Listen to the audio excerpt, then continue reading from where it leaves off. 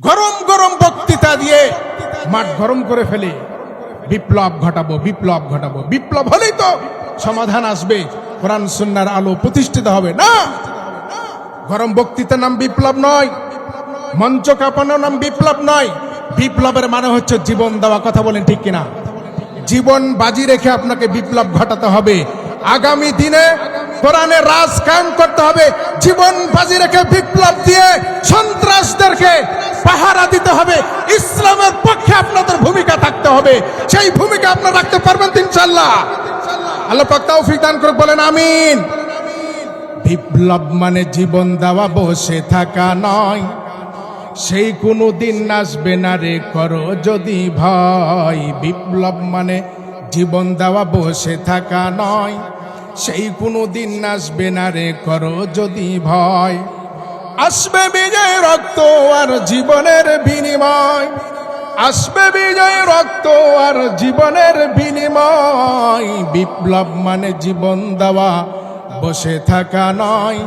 সে কোনো দিন আসবে না রে করো যদি ভয়। বিপ্লব মানে জীবন দেওয়া, বসে থাকা নয়। সেই কোনো দিন আসবে না রে করো যদি ভয়। লড়াইয়ের ওই ময়দানে তো যেতে তোমাকে হবে। প্রয়োজনে সব রক্তটুকু জমিনে ঢেলে দেবে। কথা বলেন ঠিক কিনা? প্রয়োজনে আমরা জীবন দিব, জীবন বাজি রাখবো। এরপর কোরআনের বিপ্লব ঘটায় শান্তি ফিরে আনবো। কথা বলেন ঠিক কিনা? বিপ্লব মানে জীবন দেওয়া, বসে থাকা নয়। সেই কোনো দিন আসবে না রে করো যদি ভয়। বিপ্লব মানে জীবন দেওয়া, বসে থাকা নয়। সে কোনো দিন আসবে না রে করো যদি ভয়।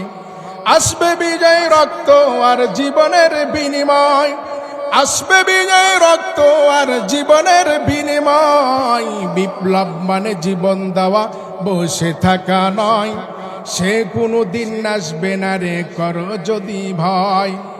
কোথা থেকে কোন ভিন দেশে শকুন আমার দেশে এসে সেবার নামে বুসলো জোড়ে মির্জাফরের বেশে। ওদের করতে নাস্তানাবুদ হতে হবে নির্ভয়। ওদের করতে নাস্তানাবুদ হতে হবে নির্ভয়। বিপ্লব মানে জীবন দেওয়া, বসে থাকা নয়। সেই কোনো দিন আসবে না রে করো যদি ভয়। বিপ্লব মানে জীবন দেওয়া, বসে থাকা নয়। সেই কোনো দিন আসবে না রে করো যদি ভয়। লিল্লাহে তাকবীর। ওয়াজ মাহফিল চলবে, কিছুক্ষণ চলবে ইনশাআল্লাহ। আপনাদের তাকবীর আর স্লোগানের ভিত্তিতে আলোচনা কিন্তু কথা বলবে, চলবে ইনশাআল্লাহ। আর একটা তাকবীর দিয়ে দেন, লিল্লাহে তাকবীর। বন্ধুরা আমার, আর লম্বা করব না। আল্লাহ পাক রব্বুল আলামিন পবিত্র কোরআনে বলেছেন, ইয়া আইয়ুহাল্লাযীনা আমানুত্তাকুল্লাহা ওয়া কুনু মা'আস সাদিকিন। তোমরা সাদিকিন, সালিহিন, ভালো মানুষদের অন্তর্ভুক্ত হও। মানুষ সফলতা জীবনে অর্জন করে, আবার ব্যর্থতা অর্জন করে আফসোস করে। কিন্তু বহু জীবন আমাদের পার হয়েছে, শুধু ব্যর্থতার জীবনই দেখলাম, সফলতার জীবন দেখলাম না।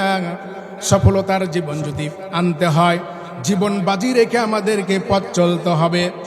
লক্ষ্য করেন, উহুদের ময়দানে নবীর সাহাবী হযরতে হানজালা রাদিয়াল্লাহু তাআলা আনহু জীবন বাজি রেখে ইসলাম প্রতিষ্ঠা করেছে, ইসলামী হুকুমত প্রতিষ্ঠা করেছে। কিভাবে বাজি রেখেছে? মোল্লার ডাকবাসী গভীর মনোযোগ দিয়ে শুনেন। পদ্মার আড়ালে মা বোনেরা, আমরা নিজের জীবনের খুব মায়া করি। আমাদের জীবনকে নিরাপদ দিয়ে আমরা পথ চলার চেষ্টা করি। কিন্তু সাহাবায়ে কেরাম হক প্রতিষ্ঠার জন্য, ইসলাম প্রতিষ্ঠার জন্য, অধিকার প্রতিষ্ঠার জন্য, কোরআনের রাজ প্রতিষ্ঠার জন্য নিজের জীবন বাজি রেখে ময়দানে কাজ করেছে। কথা বলেন ঠিক কিনা?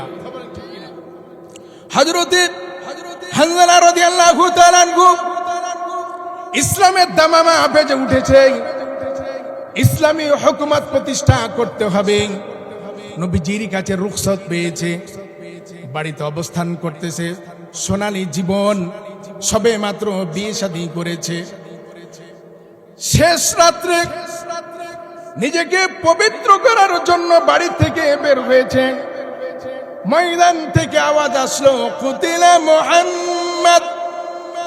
এই আওয়াজ যখন কানের মধ্যে ঢুকেছে, নিজের পবিত্রতাকে পিছে ফেলে দিয়ে নিজের জীবন বাজি রেখে নবীজির মহব্বতে, আল্লাহর মহব্বতে ইসলামী হুকুমত প্রতিষ্ঠার জন্য ময়দানে ঝাঁপায় পড়েছেন। স্ত্রী বলেন, প্রাণের স্বামী কি হয়েছে, কেন এত তাড়াহুড়া? পবিত্রতা অর্জন করেন, কোথায় যান? বলে, নবীজি দুনিয়া থেকে বিদায় নিয়েছে, ইসলামের পক্ষে আমার জীবন দিতে পারলাম না, এই ব্যর্থ জীবন রাখতে আমি চাই না। হযরতে হানজালা রাদিয়াল্লাহু তাআলা আনহু তরবারি নিয়ে যুদ্ধের ময়দানে চলে গেলেন। উহুদের ময়দানে যুদ্ধ হচ্ছেন, হাজারো কাফিরদের মাঝে হযরতে হানজালা রাদিয়াল্লাহু তাআলা আনহু ঢুকে পড়লেন। নবীজি উহুদের যুদ্ধে বেহুশ হয়ে পড়েছিলেন।